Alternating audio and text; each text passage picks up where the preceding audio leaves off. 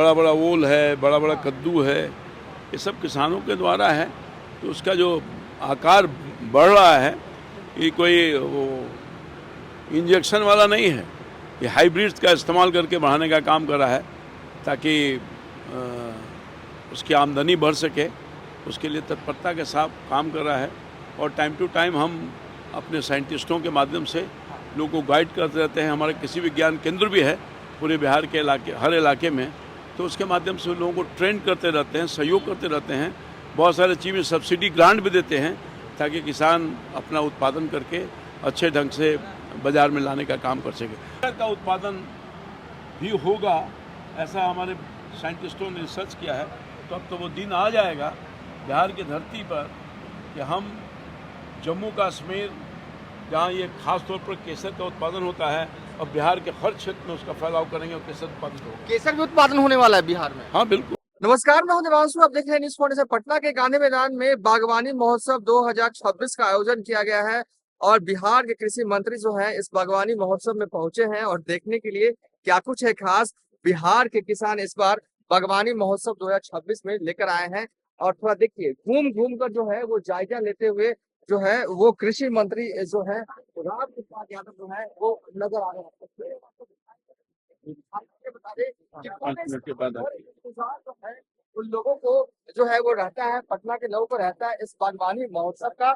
और रामकृपाल यादव खुद आए हैं इस बागवानी महोत्सव में।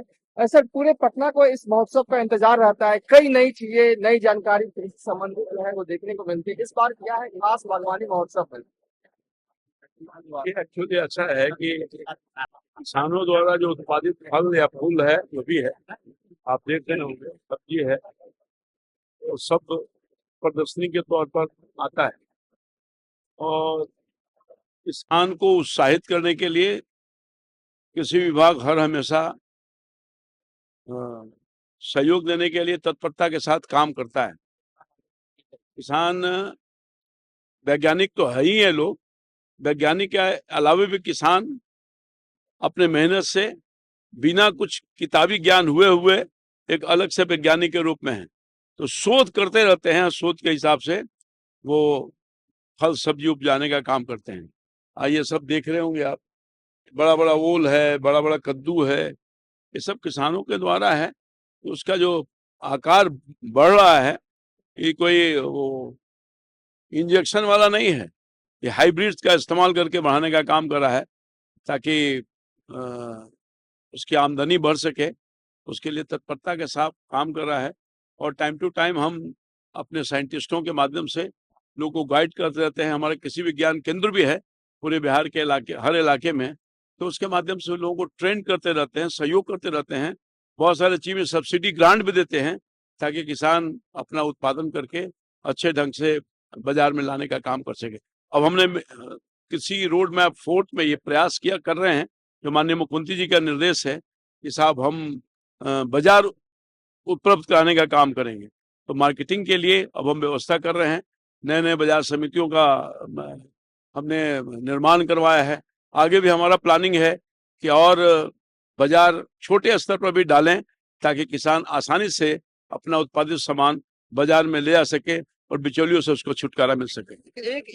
एक आखिरी सवाल होगा आपसे। अब देखा जा रहा है कि जैसे कि हमने बागवानी महोत्सव में देखा, कई गांव की महिलाएं जो हैं वो ऑर्गेनिक फार्मिंग की तरफ जो है वो उनका झुकाव बढ़ा है, वो सीख रही हैं। कुछ लोग ऐसी हैं जो सीखना चाहती हैं, लेकिन किस तरीके से सरकारी स्तर पर जो है जो सीखना चाहती है उनके लिए जो है आपका विभाग कार्य कर रहा है? ऑर्गेनिक फार्मिंग एक अच्छा काम है, अच्छा प्रयास है, मेहनत बहुत ज्यादा है उसमें। तो सरकार, हमारे विभाग उसमें सहयोग करने का काम करती है और आगे भी जितना से हम बात करेंगे, इंटरेक्शन करेंगे, इसलिए ये कार्यक्रम रखा भी गया है। और उनकी जो समस्या होगी, कठिनाई होगी, कृषि विभाग अपने हिसाब से जो नियम कहता है, हम सहयोग करने का काम करेंगे। ये कृषि मंत्री रामकृपाल यादव हैं जो कि बागवानी महोत्सव 2026 में जो है वो पहुंचे हैं। और देखिए, और एक समस्या को लेकर एक किसान जो है संभवतः मंत्री जी के सामने जो है वो रख रहे हैं और मंत्री जी भी जो है इनकी बातें सुनते। किया गया था उसका एक शुरू किया गया था, अभी शुरू किया गया है, अध्ययन करवा लेते हैं, उसका स्टडी कराएंगे, अपने वैज्ञानिकों से बात करेंगे और जलवायु के अनुकूल खेती और कैसे हो सके। यहाँ पर हमने तो देखा पूर्णिया में गया, वहां गया था, सबौर गया था। वो जो केसर का उत्पादन भी होगा, ऐसा हमारे साइंटिस्टों ने रिसर्च किया है। तो अब तो वो दिन आ जाएगा बिहार की धरती पर कि हम जम्मू कश्मीर, जहाँ ये खास तौर पर केसर का उत्पादन होता है, और बिहार के हर क्षेत्र में उसका फैलाव करेंगे और केसर उत्पादन होगा। केसर भी उत्पादन होने वाला है बिहार में? हाँ बिल्कुल, ये बड़ी बात है। मतलब रिसर्च हो चुका है, आ चुका है। हम स्वयं देखे हैं जाकर के, सबौर के कृषि जो विश्वविद्यालय है वहाँ इस पर रिसर्च हो रहा है।